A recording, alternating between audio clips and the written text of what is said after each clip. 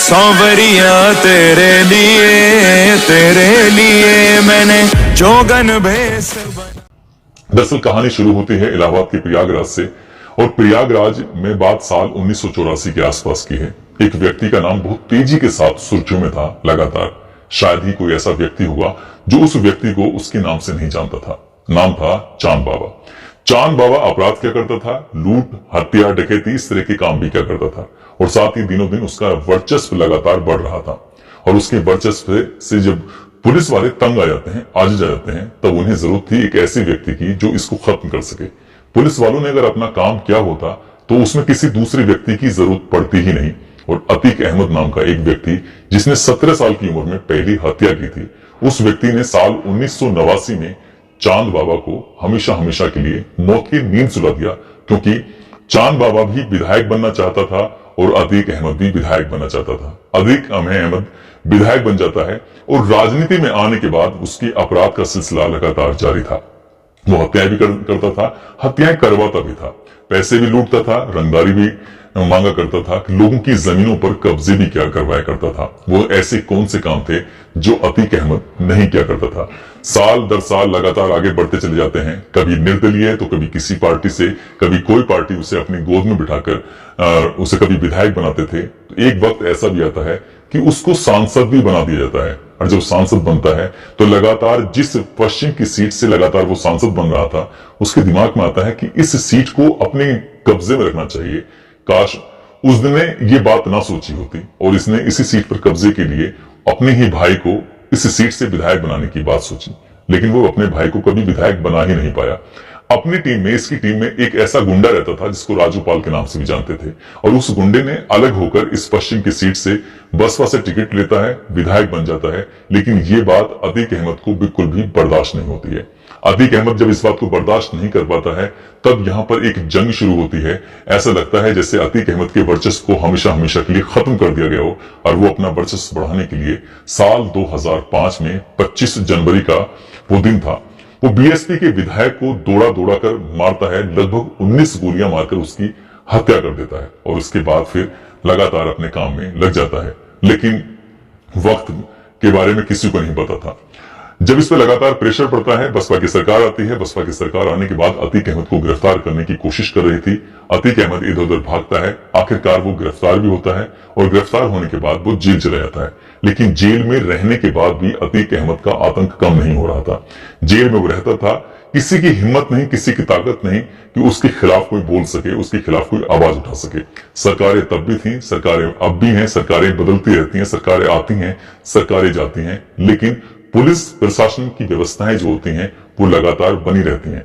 Police प्रशासन ने काश अपनी ईमानदारी से काम किया होता तो अतीक अहमद कभी अतीक अहमद बन नहीं पाता। और उसके ऊपर लगभग 101 मुकदमे जो हिम्मत करके लोग थाने चौकियों तक पहुंचे और ये मुकदमे दर्ज कराते हैं। ऐसे न जाने कितने ऐसे मुकदमे होंगे जो चौकियों और थाने तक पहुंच ही नहीं पाए। और इसके बाद फिर ये यहाँ से नैनी जेल में भी रहता है। नैनी जेल से साबरमती जेल में जाने से पहले उसने देवरिया में एक ऐसा कांड कर दिया था, एक ऐसी व्यक्ति का अपहरण करके लगभग 40 करोड़ रुपए की संपत्ति अपने नाम की, उसकी एसयूवी कार को भी अपने कब्जे में ले लिया। और लोगों को तब यकीन हुआ जब जेल के अंदर की बनी हुई वीडियो सोशल मीडिया पर वायरल होती है, तब ये लोगों को पता चलता है कि साल 2018 में अतीक अहमद अभी भी अपनी हरकतों से बाज नहीं आ रहा है। तब शायद प्रशासन को, पुलिस को लगता है कि जो हो रहा है वो गलत हो रहा है। सरकार ने जब शिकंजा कसना शुरू किया तब उसको देवरिया की जेल से निकालकर गुजरात की साबरमती जेल में रख दिया जाता है। और साबरमती जेल में रखने के बाद लेकिन इतिहास फिर अपने आप को दोहराता है और उमेश पाल की जब हत्या करते हैं 24 फरवरी 2023 को, तो वो 24 सेकंड का या 24 सेकंड का एक वीडियो है जो सोशल मीडिया पर लगातार वायरल होता है। वो वीडियो अगर सोशल मीडिया पर नहीं आता तो शायद ये कभी सच लोगों के सामने भी नहीं आ पाता कि साबरमती जेल के अंदर बैठा हुआ अपराधी अतीक अहमद अपने बेटे से लगभग 6-7 लोगों की ओर साथ मिलकर वो इस हत्याकांड को अंजाम दे रहा था। जैसे ही सोशल मीडिया पर यह वीडियो वायरल होता है, वीडियो बहुत तेजी के साथ वायरल होकर लोगों तक पहुंचता है। लोगों के दिमाग में सिर्फ एक ही बात आती है कि साबरमती जेल से बैठकर वो ऐसे कैसे अंजाम दे सकता है। तभी उसके बाद उत्तर प्रदेश पुलिस पर एक प्रेशर बढ़ता है और पुलिस जो काम उसे बहुत पहले करना चाहिए था पुलिस की नींद टूटती है, पुलिस की आंखें खुलती हैं और एक के बाद एक अपराधी पकड़े जाते हैं। कभी न पकड़ने की कोशिश कर रहे थे तो सामने गोली चलती है और अपराधी ढेर हो जाते हैं। सब कुछ सामान्य गति से चल रहा था। अतीक अहमद का बेटा भी झांसी में मिलता है। पुलिस चाहती ही थी कि उसको गिरफ्तार किया जाए, लेकिन कुछ कहानी ऐसी बनती है कि उसका चैप्टर भी असद का और उसके साथ जो गुलाम होता है उसका भी चैप्टर हमेशा हमेशा के लिए बंद हो जाता है। पुलिस की इन्वेस्टिगेशन का ये मामला था। पुलिस अपनी जांच कर रही थी और जैसे ही पुलिस मामले की जांच करती है तो अशरफ जो कि बरेली जेल में बंद था और अतीक जो कि गुजरात की साबरमती जेल में बंद था, उनको भी लाया जाता है। इस मामले में पूछताछ की जाती है, जांच पड़ताल की जाती है। और जब पुलिस जांच पड़ताल कर रही थी तो 15 अप्रैल 2023 की रात लगभग 10:35 पर एक ऐसा मामला होता है जिसकी किसी ने भी कल्पना नहीं की थी।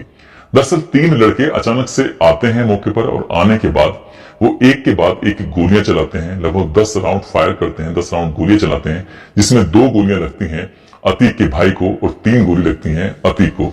इन दोनों का चैप्टर जैसे खत्म होता है तो ये वीडियो भी सोशल मीडिया पर बहुत तेजी के साथ वायरल होनी शुरू हो जाती है।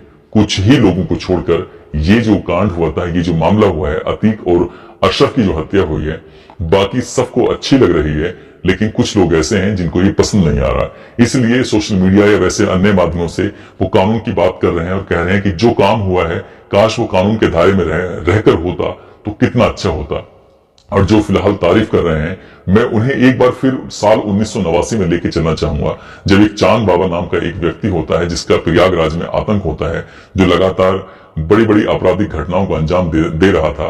और तब अतीक अहमद ने उसका खात्मा करने के बाद और मैदान में उतरता है, वो सांसद भी बनता है, विधायक बनता है और लगातार अपराध पर अपराध करता चला जाता है। ठीक वैसे ही इतिहास अपने आप को दोहराता है। साल 2023 में एक बार ये घटना की पुनरावृत्ति होती है। 3 लोग अचानक से प्रकट होते हैं और वो इस हत्याकांड को अंजाम दे देते हैं। हत्याकांड को अंजाम देने के बाद लोग तारीफ के पुल बांध रहे हैं। उनके गांव के लोग कह रहे हैं कि हमें बड़ा फक्र महसूस हो रहा है। शायद लोगों को इंतजार है कि ये 3 लोग जो तैयार होते हैं, 3 नए अतीक अहमद अब पब्लिक के सामने हैं। वो कितने दिन सलाखों के पीछे रहेंगे या रह सकते हैं, ये तो भविष्य के घर में ही पता है। लेकिन जिस तरह की कानून की प्रणाली होती है, वो कानून की प्रणाली भी कई तरह के सवाल खड़े करती है। लेकिन आज के इस पूरे घटनाक्रम के बारे में अगर हम बात करें, जिस तरह से पुलिस ने FIR दर्ज की है, ये शाहगंज थाना है जो कि जिला प्रयागराज में लगता है। इसमें 302, 307 और 3, 7, 25, 27 ये धाराएं लगी हैं और इन धाराओं में मुकदमा दर्ज हुआ है। इस अगर FIR की कुछ पन्ने अगर हम पलटने की कोशिश करें, ये जानने की कोशिश करें कि आखिरकार माजरा क्या है, मामला क्या है, तो इस FIR को प्रभारी निरीक्षक धूमनगंज के राकेश कुमार मौर्य ने दर्ज कराया है।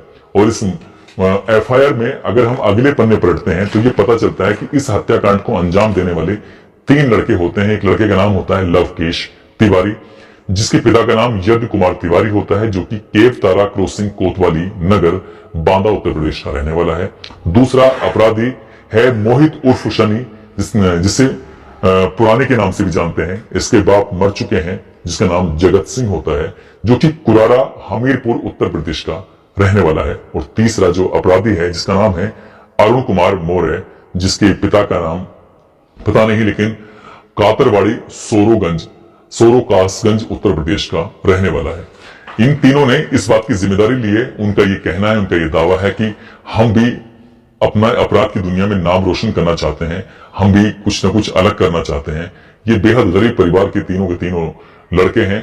इनके परिवार की जब हिस्ट्री को खंगालने की कोशिश की, मीडिया के लोग जब वहां पहुंचते हैं तो ये पता चलता है कि इनके परिवार की स्थिति ज्यादा अच्छी नहीं है। आपराधिक प्रवृत्ति के हैं, कोई पुलिस को मारकर लूटपाट के अंजाम देता है, कोई मारपीट करता है, कोई इस तरह की छोटी मोटी वारदातें करता है। लेकिन जिस तरह से वो घटना स्थल पर पहुंचते हैं पुलिस की गाड़ी में पहुंचने के बाद, और तब ये घटना के क्रम को अंजाम देते हैं, उसके बाद अगले ही दिन असुद्दीन ओवैसी पुलिस की कार्य प्रणाली पर सवाल खड़े करते हैं। कहते हैं कि एक टीवी चैनल के एक जो यूपी क्राइम तक के नाम या यूपी तक के नाम से एक प्लेटफॉर्म है, उसमें जब वीडियो वायरल होता है, स्थानीय लोग इस बात का दावा करते हैं, दावा करके ये कहते हैं कि जब यहाँ पर अपराधी आए थे तो वो पुलिस की गाड़ी में बैठकर आए थे। अगर वो पुलिस की गाड़ी में बैठकर अपराधी आए थे और उन्होंने हत्याकांड को अंजाम दिया है, तो प्रथम दृष्टया किसी का भी शक जाएगा कि इस हत्याकांड को अंजाम दिलाने में किसी और की भूमिका नहीं बल्कि पुलिस की ही भूमिका है। और पुलिस ऐसा क्यों करेगी, यही एक अपने आप में सवाल है कि आखिरकार पुलिस की भूमिका क्या है। लेकिन इसमें और भी इसके पन्ने पलटे और उस पुलिस की भूमिका या किसने इनको भेजा है उसके बारे में बात करेंगे। लेकिन आपको दिलचस्प मैं आपको बात बताता चलूं, इसमें जो राकेश कुमार मौर्य हैं, इन्होंने जो एफआईआर दर्ज की है उस एफआईआर दर्ज में कहते हैं कि अतीक अहमद द्वारा अपने बयान में बताया गया कि अतीक का संबंध आतंकवादी संगठन लश्कर तैयबा व पाकिस्तान के आईएसआई से है।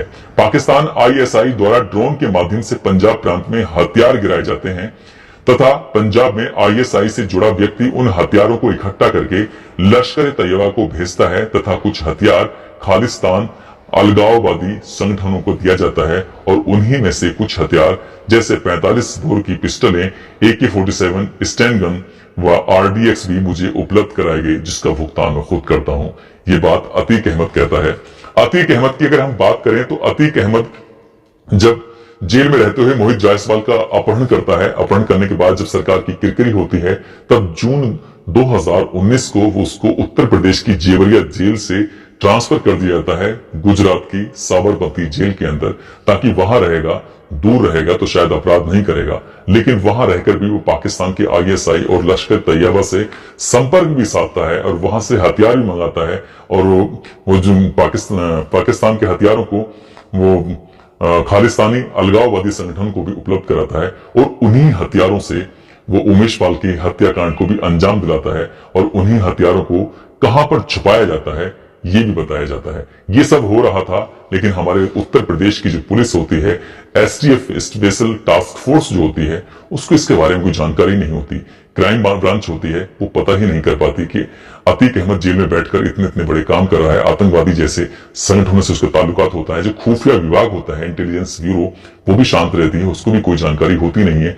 ईडी को भी नहीं कोई पता चलता है, सीबीआई को भी कोई पता नहीं चलता है, लोकल इंटेलिजेंस यूनियन जो होती है उसको भी कोई जानकारी नहीं होती है और इतना बड़ा मामला जेल में रहते हुए पता चलता है। अब ये देखने वाली बात यह है कि साबरमती जेल में जब अतीक अहमद था और बरेली जेल के अंदर अशरफ था, तो इन्हें हथियार या फिर कौन ऐसा व्यक्ति है जो जेल में आता है जाता है और ये लंबे समय से जून 2019 से लेकर जून 2023 तक कितनी बार पाकिस्तान से हथियार आते हैं, कितनी बार हथियार जाते हैं, इसका पता लगाने के लिए जो जेल के अंदर मौजूद हैं, जहां कहते हैं कि एक परिंदा भी पर नहीं मार सकता, तो वहां बैठकर कोई व्यक्ति बात भी कर लेता है, उसको ये पता भी होता है कि हथियार कहां पर रखे हुए हैं। जिस दिन अतीक अहमद की हत्या हुई है, जिस दिन अशरफ की हत्या हुई थी, उसी दिन पुलिस ने इनकी निशानदेही के आधार पर 45 बोर की एक पिस्टल, 32 बोर व 58 अदद जिंदा कारतूस होते हैं जो अलग अलग तरीके के होते हैं और 5 कारतूस 9mm की पिस्टल होती है जो पाकिस्तान की ऑर्डिनेंस से, पाकिस्तान की फैक्ट्री से बनी हुई थी और इन्हीं दोनों की निशानदेही के आधार पर ये हथियार मिलते हैं जो 15 अप्रैल 2023 को धूमनगंज की पुलिस इनको पकड़ती है। इसी बीच में वो कहते हैं कि हमारी तबीयत थोड़ी ज्यादा खराब हो रही है और हमें थोड़ी घबराहट सी हो रही है। तभी पुलिस वालों को लगता है कि कोई जरूरत महसूस करते हैं, इनका इलाज कराते हैं, ऐसा ना हो कि ये इलाज के बिना इनकी तबीयत ज्यादा खराब हो जाए और इनकी मौत ना हो जाए। शायद उन्हें बहुत सारे के डर थे और 21 पुलिस वालों का एक दल होता है और वो 21 पुलिस वालों का दल अब मेडिकल परीक्षण कराने के लिए लेके जाता है। लेकिन एक सवाल जो बार बार उठ रहा है कि पुलिस वालों की जीप में वो जो 3 अपराधी आते हैं, उन अपराधियों को आखिरकार पुलिस की जीप में क्यों बिठाया गया था। कई बार होता क्या है कि पत्रकार और पुलिस का चोरी दामन का साथ होता है। पत्रकार जब अपना काम करते हैं तो पुलिस से बहुत सी तरह की हेल्प लेते हैं, लेकिन हो सकता है कि पुलिस वालों ने इसलिए सोचकर हेल्प कर दी हो कि पत्रकार साथी हैं, लेकिन वो नहीं जानते थे शायद कि इस तरह से, जिस तरह से चल रहा है मामला, कि यहाँ पर कोई भेष बदलकर हथियार लेकर भी इसमें घुस सकता है, आ सकता है। और जब उनके खिलाफ एफआईआर दर्ज होती है तो राकेश कुमार मौर्य अपने एफआईआर में साफ साफ कहते हैं कि ये तीनों लड़के, जिसकी एक की उम्र 22 साल है, एक की उम्र लगभग 23 साल के आसपास है और एक लड़की की उम्र लगभग 18 साल के आसपास है, वो भी अतीक अहमद की तरह नाम कमाना चाहते थे।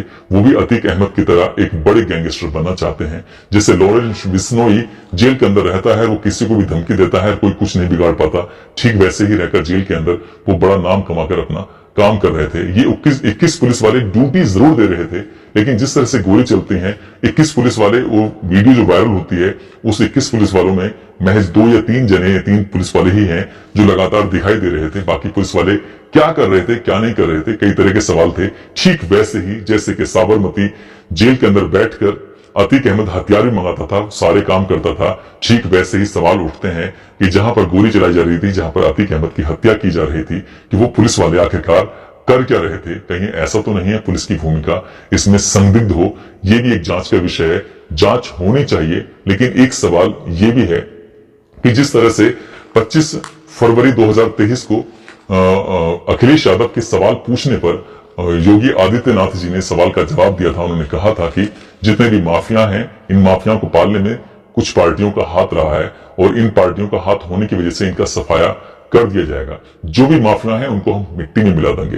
तो कहीं ऐसा तो नहीं है सरकार को बदनाम करने के लिए, सरकार को घेरने के लिए कहीं कोई अब प्रशासनिक अधिकारी या कोई और लोग, जैसे क्या पुलिस की जांच में प्रथम दृष्टया आता है, जैसे क्या पत्रकारों की रिपोर्ट से प्रथम दृष्टया आता है, जब इन तीनों लड़कों की निजी जिंदगी के बारे में झांकने की कोशिश की गई तो इनकी हैसियत ऐसी है ही नहीं जो 5 लाख या 10 लाख या 15 लाख रुपए की पिस्टल ले जाकर अतीक अहमद और अशरफ की वो हत्या कर सकें।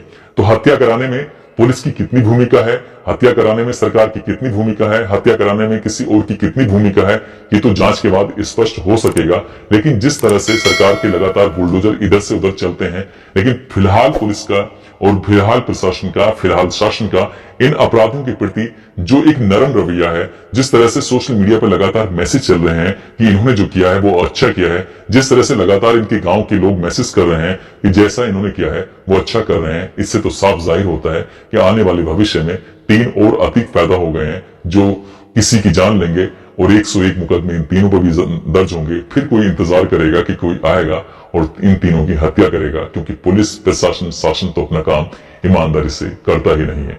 दोस्तों, इस पूरे घटनाक्रम को सुनाने का उद्देश्य किसी को परेशान करना नहीं है, किसी का दिल दुखाना नहीं है, बल्कि आपको जागरूक करना है, आपको सचेत करना है। आप जहां भी रहें अपना ख्याल रखें, सुरक्षित रहें। जय हिंद, जय भारत।